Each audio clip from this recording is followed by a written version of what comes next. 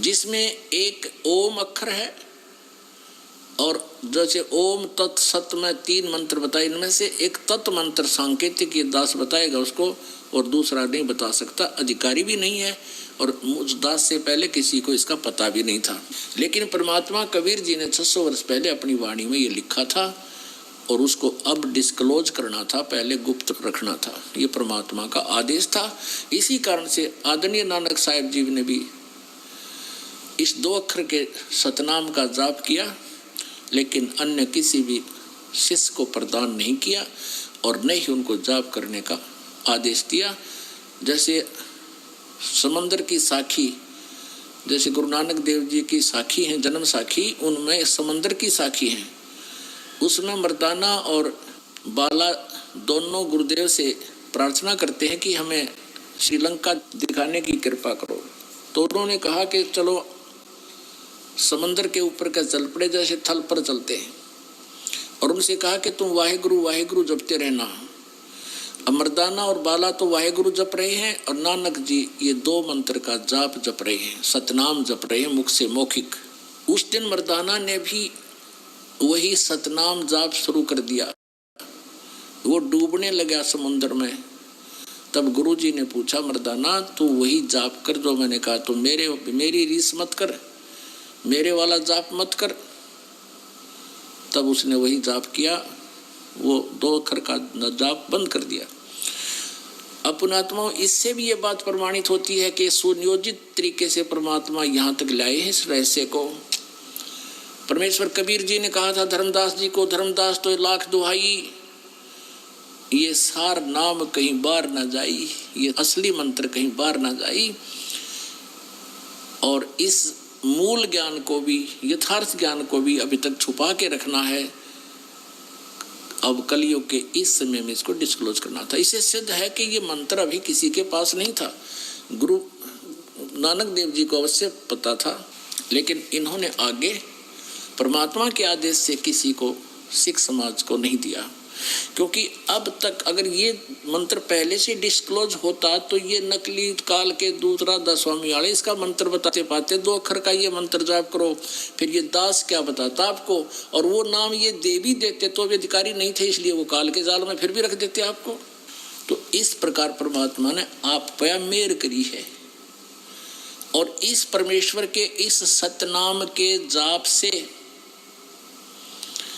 आपके पाप कटेंगे, आपके श्राप कटेंगे, आपके ऊपर 3 ताप का जो दुख, भूत प्रेत पितर जो भी आपके ऊपर आपदाएं आई हैं, ये सब नष्ट हो जाएंगे। क्या बताते हैं, जब ही सतनाम हृदय धरो भयो पाप को नाशे, जैसे चिंगारी अग्नि की भाई पड़े पुराने गाशे। कबीर परमात्मा कहते हैं अपने उस सच्चिदानंद घन ब्रह्म की वाणी में, कबीर वाणी में, उस तत्व ज्ञान में कहते हैं, जब ही सतनाम हृदय धरो। हृदय धरण का अर्थ यहाँ पर है कि जब आपको ये नाम मिल गया और आपने सच्चे दिल से इसका जाप शुरू किया, नियमित रहे, और मन में किसी प्रकार की कोई विक्षेप आपका उत्पन्न ना हो गुरु, परमात्मा और मंत्र के प्रति, फिर ये आपके हृदय धरा गया। उसके बाद जब तुम सुमन करोगे सच्चे दिल से और बिल्कुल निशंका हो करके, निसंसित हो करके, फिर देखना इसका कितना कमाल होता है।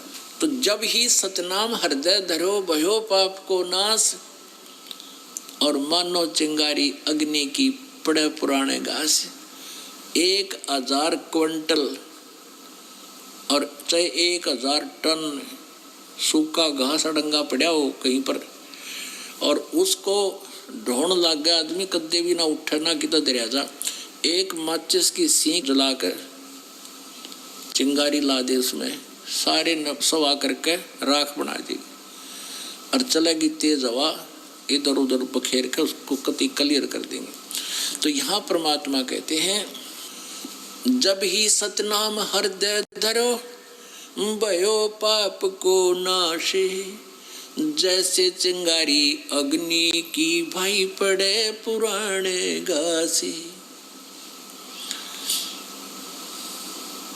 जैसे सूरज के आगे बदरा ऐसे कर्म छयारे, प्रेम की पवन करे चत मंजन फिर झलके तेज नयारे।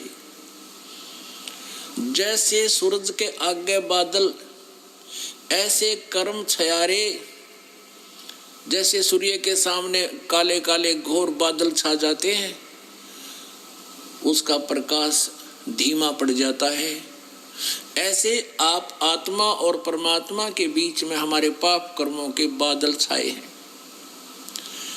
क्या बताया है कि जैसे सूरज के आगे बदरा ऐसे कर्म छयारे, प्रेम की पवन कर चत मंजन फिर झलक तेज नयारे। अपन आत्माओं, आपने उपदेश भी ले लिया, आप जाप शुरू करो सच्चे दिल से मर्यादा में रहकर।